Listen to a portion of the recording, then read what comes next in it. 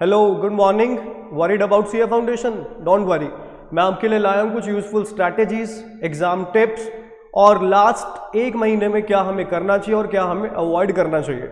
तो मैं आपके सामने बात करूंगा पेपर 3 की, जो कि 100 मार्क्स का है और प्योरली ऑब्जेक्टिव है। पेपर का नाम है बिजनेस मैथमेटिक्स, स्टैटिस्टिक्स और लॉजिकल रीजनिंग। डन, चलिए शुरू करते हैं वीडियो को। और अगर आपको ये वीडियो पसंद आए प्लीज इसको लाइक और चैनल को सब्सक्राइब करना मत भूलिए। शुरू करते हैं। सबसे पहले about the paper. Paper MCQ है of 100 MCQ of 1 mark each. ठीक है, आपको 100 एमसीक्यू मिलेंगे, हर एक एमसीक्यू का एक नंबर होगा। And mark it very important, हर एक में नेगेटिव मार्किंग है 1/4। 1/4 मतलब अगर आप एक क्वेश्चन अटेम्प्ट कर रहे हो वो गलत हो जाता है तो 1 मार्क का 1/4 होता है 0.25। तो 0.25 आपके मार्क्स डिडक्ट भी होंगे। ये पेपर ऑब्जेक्टिव है। आपके सीए फाउंडेशन में सारे पेपर ऑब्जेक्टिव नहीं है, कुछ पेपर सब्जेक्टिव भी हैं। जैसे अकाउंट्स का पेपर सब्जेक्टिव है, लॉ का पेपर सब्जेक्टिव है, ये पेपर ऑब्जेक्टिव है, नेगेटिव मार्किंग भी है। तो ये कुछ about the paper differentiating factors हैं, कुछ पॉइंट हैं जिसके बारे में आपको जानकारी होनी जरूरी है। और इसमें कोई रीडिंग टाइम नहीं है, वेरी वेरी इंपॉर्टेंट। बच्चों के दिमाग में रहता है रीडिंग टाइम मिलेगा 15 मिनट का, बट इसमें ऐसा कुछ नहीं मिलना पेपर में। इसमें कोई रीडिंग टाइम नहीं है, 2 घंटे पूरे मिलेंगे। जैसी पेपर मिला टाइम शुरू, लग जाओ रेस में। 2 घंटे पेपर की ड्यूरेशन है। कुछ बच्चों के दिमाग में रहता है 3 घंटे हैं, जैसे आपका बाकी के पेपर 3 घंटे के होते हैं। ये 3 घंटे का पेपर बिल्कुल नहीं है। ये पेपर सिर्फ और सिर्फ आपको 2 घंटे का है without any reading time. Done, ये चीजें बहुत जरूरी हैं, पता होनी आप सबको। आगे टिप्स टू अटेम्प्ट। अब एमसीक्यू अटेम्प्ट कैसे करना है, क्या क्या जरूरी चीजें हैं जो हमें एमसीक्यू अटेम्प्ट करते वक्त ध्यान में रखनी है। सबसे पहला, सारे ऑप्शंस को ध्यान से पढ़ना है। मैं आपको एग्जांपल देता हूं। ये ना एक ऐसी चीज है, बच्चे बहुत बार सिली मिस्टेक्स करके आते हैं। अब मान लो कोई ऑप्शन है, आपने क्या करा, कोई एमसीक्यू है, उसके ऑप्शंस डिजाइन हो रखे हैं ABCD। ये एमसीक्यू पेपर ना आईक्यू से ज्यादा ईक्यू पे इंपॉर्टेंट है। आईक्यू का मतलब आपको पता है इंटेलिजेंट क्वोशंट, ईक्यू का मतलब होता है इमोशनल क्वोशंट। और पेपर में हमारे इमोशंस हमारे बस के बाहर होते हैं और जो चल रहा होता है हमें खुद नहीं पता होता। अब सपोज आपने कोई क्वेश्चन को सॉल्व करा, उसका आंसर आ गया 64। पहले ऑप्शन में लिखा हुआ है 64, दूसरे ऑप्शन में लिखा हुआ है 2 raised the power 6, तीसरे में लिखा हुआ है 4 raised the power 3 और अगले में लिखा हुआ है ऑल ऑफ दीज। अब आपको 64 देख के बड़ी खुशी हुई कि भाई 64 आ गया और मेरा भी 64 आ रहा है, मैच हो रहा है, टिक करके आप आगे बढ़ गए। ये काम बिल्कुल नहीं करना, सारे ऑप्शंस को ध्यान से पढ़ना है। अब यहां पे जरा गौर करो, 2 की पावर 6 कितना होता है 64, 4 का क्यूब कितना होता है 64। तो इसका आंसर क्या आना चाहिए, ऑल ऑफ दीज। आपने क्या टिक करा, ऑप्शन ए। आपका सही होने के बावजूद गलत हो गया, पेनल्टी पड़ेगी 0.25 की अलग। अब आपका पेपर में कोई ये थोड़ी देखेगा कि आपने प्रोसेस सही किया था कि नहीं किया था। आप पेपर में किसको बताओगे, किसको एक्सप्लेन करोगे कि मैंने तो सारा सही किया था, मेरा तो आंसर भी सही है, आपने मुझे नंबर क्यों नहीं दिए? नहीं, मतलब नहीं। उनके जो आपको OMR शीट मिलेगी उसमें अगर आपने डी करा होगा सही है, अगर आपने ए मार्क करा होगा गलत है, बस इतनी सी बात है। तो एमसीक्यू में ध्यान देना, सारे options very carefully, very very very carefully पढ़ने हैं आपने। चाहे आंसर आपका आ भी गया फिर भी all of these, none of these, all of the above, both A and B, ऐसे ऑप्शंस को इग्नोर बिल्कुल नहीं करना। 2-3 सेकंड एक्स्ट्रा लगेंगे बट उससे हमारा डबल कंफर्मेशन हो जाएगा कि हाँ हमारा आंसर सही है। ठीक है, तो ये पहली गलती है जो सारे बच्चे यूजुअली करते हैं, आपने नहीं करनी। ठीक है, आगे बढ़ते हैं अगले पॉइंट पे। अगला पॉइंट है तुक्का technique, one of your favourites है ना। तुक्का मतलब भावनाएं जो पेपर में बह जाती हैं, हमारा काबू नहीं रहता। एमसीक्यू है, हाथ में खुजली शुरू हो जाती है कि हाँ तुक्के मारे, कुछ ना कुछ करें, नई टेक्निक बनाएं। तो तुक्का अगर मारना है प्रॉपर नॉलेज के साथ, प्रॉपर कॉन्फिडेंस के साथ, पेपर में तुक्का मारना कैसे है वो बताता हूं। मैं तुक्के मारने आपको सिखा नहीं रहा, आई एम जस्ट ये बता रहा हूं कि तुक्का मार भी रहे हो तो प्रोबेबिलिटी को अपने फेवर में रखो, प्रोबेबिलिटी को अपने अगेंस्ट में ना रखो, प्रोबेबिलिटी को रखो कि आपके फेवर में जाए। कैसे जाएगी फेवर में, सुनो। कुछ भी क्वेश्चन है आपने तुक्का मारना है, तुक्का कभी रैंडमली मत मारो। जैसे एग्जांपल देता हूं आपको मैं, एक कंसेप्ट है बिजनेस मैथमेटिक्स में, आपने पढ़ा होगा इनफाइनाइट जीपी का। इनफाइनाइट जीपी में आपको पता है कॉमन रेशो लेस देन 1 के ऊपर एप्लीकेबल होता है वो आर्टिकल, है ना। अब आपको कोई क्वेश्चन है, बड़ी सारी स्टेटमेंट लिखी हुई है, लास्ट में लिख दिया कॉमन रेशो निकालो। आपका ऑप्शन ए है 3/2, ऑप्शन बी है 5/4, ऑप्शन सी है 1/2, ऑप्शन डी है 1/4। कॉमन रेशो पूछी हुई है इनफाइनाइट जीपी का। अब इनफाइनाइट जीपी में आपने पहले तो ये सोचो आपको आर्टिकल के बारे में क्या पता है। अब हमें इनफाइनाइट जीपी के बारे में ये पता है कि उसका रेशो लेस देन 1 है तो वो आर्टिकल एप्लीकेबल होता है। अब लेस देन 1, ये तो लेस देन 1 है नहीं। 3/2 कितना होता है? 1.5 होता है। ये भी लेस देन 1 नहीं है, ये भी 1 से बड़ा है, तो या तो ये बचा या ये। अब सोचो कहां आप रैंडम 4 में से टिक करते? 4 में से सही होने की प्रोबेबिलिटी क्या है? 25% या 1/4। अब आपको कहां 2 में से तुक्का मारना है। 2 में से तुक्का मारने की प्रोबेबिलिटी कितनी है? 1/2। 1/2 का मतलब क्या हो गया? 50%। तो आपका जो सही होने के चांसेस हैं वो डबल हो गए आपके। तो तुक्का मारना है, तुक्का भी अकल से लगेगा, ऐसे नहीं है रैंडम स्क्रीनिंग कर रहे हो। पहले उस आर्टिकल के बारे में सोचो कि उस आर्टिकल के बारे में आपको क्या क्या पता है, क्या क्या आपको नहीं पता। जो कुछ पता है वो चीजें सोचो कि उस बेसिस पे क्या क्या एलिमिनेट हो सकता है। इसको कहते हैं elimination technique. It is your elimination technique. इस टेक्निक की बेसिस पे आप पहले करोगे ऑप्शंस को एलिमिनेट, कि हम ये देखेंगे कि उस बेसिस पे, उस कंसेप्ट के बेस पे हम क्या क्या चीजें नहीं लेनी। हमें पता है कॉमन रेशियो लेस देन 1 होता है, तो ये ऑप्शन तो बिल्कुल नहीं हो सकता, ये ऑप्शन तो बिल्कुल नहीं हो सकता, बचे ये दोनों। अब तुक्का कहां 4 में से लगाना है, कहां सिर्फ 2 में से लगाना है, कहां 25% चांस थे, कहां 50% हो गए। सही होने की प्रोबेबिलिटी डबल हो जाएगी आपकी। तो तुक्का भी ढंग से, अकल से, दिमाग से लगाना है, ठीक है। और एग्जाम्पल देता हूं आपको मैं।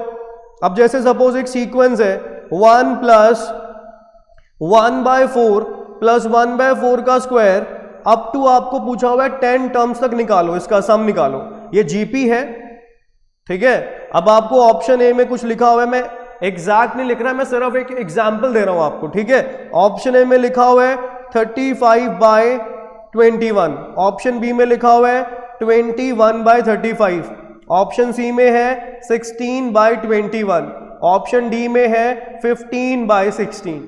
अब थोड़ा सा दिमाग लगाओ, 1 है, 1 में 1/4 ऐड किया, 1 + 1/4 कितना होता है? 0.25 होता है। कितना बन गया? 1.25 बन गया। फिर कुछ और ऐड हो रहा है, कुछ और ऐड हो रहा है, मतलब नेट आंसर जो आएगा that must be greater than 1, क्योंकि 1.25 तो यहीं पे बन गया, 1.25 तो सिर्फ इनका सम आ गया, अभी और भी कुछ ऐड होना बाकी है, तो इसका अल्टीमेट सम 1 से बड़ा बनेगा। तो हमें ये पता है 1 से बड़ा आंसर हमारा रहेगा। ये 1 से छोटा है, कैंसिल। ये 1 से छोटा है, कैंसिल। ये 1 से छोटा है, कैंसिल। कौन सा ऑप्शन आ गया? ए। हमें इसके बारे में कख नहीं पता था, फिर भी आंसर आ गया। तो पेपर में दिमाग हमें अपना खोल के रखना है, इमोशन से थोड़ा सा परहेज, इमोशंस को अपने काबू में रखना है। आपने इमोशंस के काबू में नहीं होना पेपर में, तो थोड़ा सा ध्यान रखना। EQ + IQ का अगर कॉम्बिनेशन बनेगा तो आपका पेपर बढ़िया जाएगा, तो थोड़ा सा ध्यान देना इन चीजों पे। तुक्का मारना है, पहले कंसेप्ट पे जाओ, कंसेप्ट से देखो क्या क्या चीजें हमें रिलेट होकर मिल रही हैं, उसके बेसिस पे क्या क्या एलिमिनेट हो सकता है, उसके बाद मारो तुक्का। और तुक्का भी लिमिट में मारो, ये नहीं है कि आपने बहुत तुक्के मार दिए एंड में फिर रिग्रेट करो। तुक्के थोड़ा सा लिमिट में और थोड़ा सा जहां पे लग रहा है कॉन्फिडेंस है वहीं पे तुक्का मारना, ठीक है जी। आगे अगला point very important, how to attempt the paper. बच्चों को यही नहीं पता होता पेपर अटेम्प्ट करना कैसे। तो चलिए सबसे पहले पेपर अटेम्प्ट करना है फेजेस में। पेपर आपको पता है 120 मिनट्स का है। 120 मिनट्स का मतलब 2 घंटे, एक ही बात है। अब करने कितने क्वेश्चन है? 100 क्वेश्चंस करने हैं इसमें आपने। 100 क्वेश्चंस में 40 क्वेश्चन बिजनेस मैथमेटिक्स के हैं, 20 क्वेश्चंस लॉजिकल रीजनिंग के हैं, 40 क्वेश्चन बिजनेस स्टैटिस्टिक्स के हैं। अगर मैं डिवाइड करूं पर क्वेश्चन आपको कितना टाइम मिलेगा? 120 डिवाइडेड बाय 100, कैंसल। 6/5 आ गया 1.2, मतलब कुछ 1 मिनट 12 सेकंड मिलेंगे एक क्वेश्चन को अटेम्प्ट करने के।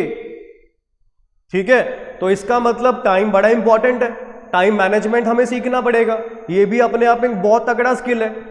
जिसको टाइम मैनेज करना आया वो पेपर में एक्सेल कर लेगा, जिसको टाइम मैनेज करना नहीं आया वो पेपर में फंस जाएगा। तो टाइम को कैसे मैनेज करेंगे, अगला सवाल आपका ये है, how to manage your time. तो पेपर को अटेम्प्ट करो फेजेस में, phase 1, phase 2 and phase 3। Phase 1, phase 2, phase 3। Phase 1 आपका होना चाहिए 40 मिनट्स के अराउंड, 40 या मैक्स 45 मिनट्स के अराउंड आपका चाहिए फेज 1। आपको फेज 1 में करना क्या है, फेज 1 में आपको पूरा पेपर छांट देना है। छांट देने से मेरा मतलब है पेपर ना जो डिजाइन होता है, पेपर में अगर 100 क्वेश्चन है तो उसमें से 60 to 65 वेरी इजी वाले क्वेश्चंस होते हैं जो पढ़ के हो जाएंगे बस, विद लेस कैलकुलेशन, थोरेटिकल कि किस बंदे ने, सपोज कोई एग्जाम्पल है, कोई इंडेक्स है, किस बंदे ने दिया, वो तो आप सीधा बंदे का नाम ही टिक करना ना, उसमें थोड़ी पेपर में बैठ के सोचोगे इस बंदे ने क्यों दिया, ऐसा क्यों हुआ, ये चीजें नहीं। पेपर में इंडेक्स था, इस बंदे ने दिया था, टिक करके आगे बढ़ो। ऐसे क्वेश्चंस की बात कर रहा हूं मैं, वो आपको पेपर में से सिलेक्ट करने पड़ेंगे। इस फेज का नाम है सिलेक्शन ऑफ द क्वेश्चन, जो आपको लग रहे हैं कि आप 10 सेकंड में, 20 सेकंड में, 30 सेकंड में, 35 सेकंड में कर लोगे। फेज 1 में आपने 45 मिनट में ये करना है। ठीक है, तो 60 to 65 क्वेश्चन वेरी इजी होते हैं, 20 से 25 क्वेश्चन मॉडरेट होते हैं, और 10 से 15 क्वेश्चन होते हैं डिफिकल्ट भी I am talking in respect to the calculations, वैसे डिफिकल्ट नहीं होते, कैलकुलेशन बहुत टफ होती है। अब सपोज ये डिफिकल्ट पहले 10 में आ गए, आप कर रहे हो पेपर में सीक्वेंस वाइज, पहला क्वेश्चन उठाया औखा है, दूसरा उठाया औखा है। इन्होंने क्या करना है, कई बार जानबूझ के पहले 10 क्वेश्चन औखे डाल देते हैं। आप कर रहे हो सीक्वेंस वाइज, पहले 10 क्वेश्चन आपसे हुए भी नहीं, आपने आधा घंटा पेपर में खराब भी कर दिया। पेपर में कॉन्फिडेंस क्या हो गया, डाउन। पेपर में सारा गेम कॉन्फिडेंस का है, कॉन्फिडेंस के हिसाब से ही काम चलेगा पेपर में। तो पेपर में पहले 45 मिनट आपने उस चीज पे लगाने हैं कि वो क्वेश्चन अटेम्प्ट कर दूं मैं जो ये 60 हैं। ये 60 का मतलब वेरी इजी है, जिसमें कुछ कैलकुलेशन ही नहीं है, हल्की फुल्की कैलकुलेशन लग रही है, या प्योर थोरेटिकल है। स्टैट्स में बहुत क्वेश्चन आपको मिल जाएंगे थोरेटिकल वाले, ये इंडेक्स किसने दिया, ये मैथ में बड़े सारे क्वेश्चन आपको मिल जाएंगे। जैसे प्रोबेबिलिटी में बड़ी चीजें आती हैं कि मीन वेरिएंस बराबर किस में होते हैं, पॉइसन डिस्ट्रीब्यूशन में होते हैं, इस हिसाब से कह रहा हूं मैं, थोरेटिकल वाले, या जिनमें बड़ी कम कैलकुलेशन है, एक आधे स्टेप में आंसर आ जाते हैं। तो इसमें टारगेट होना चाहिए आपका 60 से 65 क्वेश्चन का, जो ये वेरी इजी वाला टारगेट है। अब आप सोचो 45 मिनट में आपने 60-65 क्वेश्चन कर दिए, अब आपके पास पीछे कितना टाइम बचा है, 1 घंटा 15 मिनट। 1 घंटा 15 मिनट, क्वेश्चन सिर्फ कितने, आप 60 ही लगाओ, चलो क्वेश्चन कितने करना है, सिर्फ 40। अगले फेज में आपका टारगेट, अगला फेज जो हमारा रहेगा that is of the 1 hour, 1 घंटे का फेज रहेगा अपना अगला। इसमें टारगेट होना चाहिए, क्योंकि अब हमारा कॉन्फिडेंस बन चुका है फेज 1 के बाद। फेज 1 के बाद हमारा कॉन्फिडेंस बुलंदियों पे है, क्योंकि 45 मिनट में आपके 60 क्वेश्चन ऑलरेडी हो चुके हैं। इसमें हमारा टारगेट रहना चाहिए, try as many questions as you can, जितने क्वेश्चन हो सके उड़ा दो इस 1 घंटे में। अब 1 घंटे में कम से कम 30 क्वेश्चन ही लगा के चलो, 1 घंटे में 30 तो कर ही लोगे। एक क्वेश्चन को 2 मिनट मिल रहे हैं आपको, 2 मिनट बड़े आराम से होंगे 30 क्वेश्चन, 90 क्वेश्चन होंगे। आखिरी फेज में ये आपका बोनस है, जो आपको लग रहा है हो रहा है कर लो, जो भी लग रहा है। अगर इसमें आपने 5 क्वेश्चन भी कर दिए, और आखिरी फेज बोनस वाला 15 मिनट का फेज है, 5 भी कर दिए तो आपके 95 क्वेश्चन हो गए। ठीक है, तो 95 आउट ऑफ 100 बहुत सही एक स्कोर माना जाता है। इसमें बच्चे दिक्कतें क्या करते हैं, मैं आपको वो बताता हूं। दिक्कतें क्या होती हैं, सीक्वेंस वाइज पढ़ना शुरू कर देते हैं, एंड में कहते हैं जी हमें तो पेपर पढ़ने का टाइम नहीं मिला, आखिरी के क्वेश्चन पढ़ ही नहीं पाए, और पता ये चला आखिरी के 20 क्वेश्चन तो बिल्कुल ही थोरेटिकल थे, जिसमें सिर्फ टिक करके आंसर करना था। तो इसलिए कह रहा हूं पहले पूरा पेपर झाड़ दो। कई बार पेपर में बिल्कुल लास्ट में ऐसे क्वेश्चन पड़े होते हैं जो थोरेटिकल होते हैं, या जिनमें सबसे कम कैलकुलेशन है, ताकि आपको पूरा पेपर पता तो लगे पूरे पेपर में इजी चीजें कहां से पड़ी हैं, वो हम ढूंढें, हम अटेम्प्ट करें। ठीक है, और पेपर में अपनी ईगो को सामने नहीं रखना। अगर क्वेश्चन नहीं हो रहा, 1 मिनट या 1 मिनट 15 सेकंड से ज्यादा लग रहा है, छोड़ दो, बाद में कर लेना। उसके ऊपर बैठ नहीं जाना क्योंकि ये तो मेरा फेवरेट चैप्टर था, ये मुझसे क्यों नहीं हो रहा, ये नहीं हो रहा। पेपर में कुछ नहीं, पेपर में अपनी ईगो को रखना साइड में। 1 मिनट 15 सेकंड मैक्स, इससे ऊपर टाइम अगर लग रहा है छोड़ दो, बाद में करना। अगले क्वेश्चन पे जाओ। सबसे पहले तो स्टेटमेंट को पढ़ो। स्टेटमेंट में अगर लग रहा है कि औखा सा है, कैलकुलेटिव है, बाद में करना। पहले थ्योरेटिकल क्वेश्चन छांटो पूरे पेपर में से। पेपर में अगर आपके पहले फेज में 60 क्वेश्चन भी हो जाते हैं, इट इज वेरी गुड, मतलब you are on the right track. और अब की बार सरप्राइज एलिमेंट क्या था? पेपर था जंबल्ड। जंबल्ड का मतलब बिजनेस मैथमेटिक्स आ गया, स्टैट्स आ गया, रीजनिंग आ गया। एक क्वेश्चन आ गया बिजनेस मैथ का, एक आ गया स्टैट्स का, अगला आ गया रीजनिंग का। इस तरह से जंबल्ड पेपर था। तो आपको उस चीज के लिए भी रेडी रहना है। सरप्राइज एलिमेंट्स बहुत मिलेंगे पेपर में, और अपना थोड़ा कैलकुलेशंस पे कमांड बनानी है आपने। तो पेपर अटेम्प्ट एक ढंग से करना है, एक सिस्टम से करना है, रैंडम नहीं करना कि आप एक पहले सीक्वेंस में 10 क्वेश्चन कर रहे हो, 10 के 10 औखे हैं, आधा घंटा वेस्ट कर दिया, हुआ एक क्वेश्चन भी नहीं, कॉन्फिडेंस डाउन हो गया, फिर बैठे रह गए। और एक चीज और ध्यान करना, पेपर में जैसी कोई क्वेश्चन आपका हो गया, साथ के साथ OMR में भर देना। क्योंकि होता क्या है, लास्ट मिनट में आपने सारे क्वेश्चन कर दिए, फिल आपने करे नहीं, लास्ट मिनट में एक आधा सीक्वेंस, सपोज करो आप फिल कर रहे हो, 45 की जगह 46 आपने मार्क कर दिया OMR में, आगे का सारा सीक्वेंस गड़बड़ा जाएगा। पॉइंट समझ में आया मेरा? 45 की जगह पे आपने 46 का आंसर लिख दिया, मार्क गोला भर दिया। 46 की जगह पे 47 का, 47 की जगह पे 48 का, सारा पेपर गलत। तो ये लास्ट मिनट से आपने बचना है। इस OMR फिलिंग पे भी टाइम लगाना है। लास्ट के 5 मिनट रख देना। लास्ट के 5 मिनट में आपने सारी चीजों को रिवाइज करना है, देखना है कि जितना भी मैंने करा है, ज्यादा के चक्कर में नहीं पड़ना। जितना भी मैंने करा है, क्या वो मैंने सही करा है? क्या मैंने OMR सही भरे हैं? इसका क्वेश्चन आंसर ये था, क्या इसका यही भरा है? और OMR आपने पेंसिल से भरना है, तो उसको इरेज करके दोबारा भी कर सकते हो। तो लास्ट के 5 मिनट जरूर देने हैं इस चीज को, ठीक है? अगर आप इन चीजों का ध्यान रखेंगे, पेपर आपका बहुत बढ़िया होगा। Best of luck for your paper. Thank you so much for this video. अगर ये वीडियो पसंद आया हो, आपको कोई यूजफुल इंफॉर्मेशन मिली हो, please like this video and share भी कर देना अपने फ्रेंड्स को, ताकि उनको भी यूजफुल इंफॉर्मेशन मिल पाए। Thank you so much.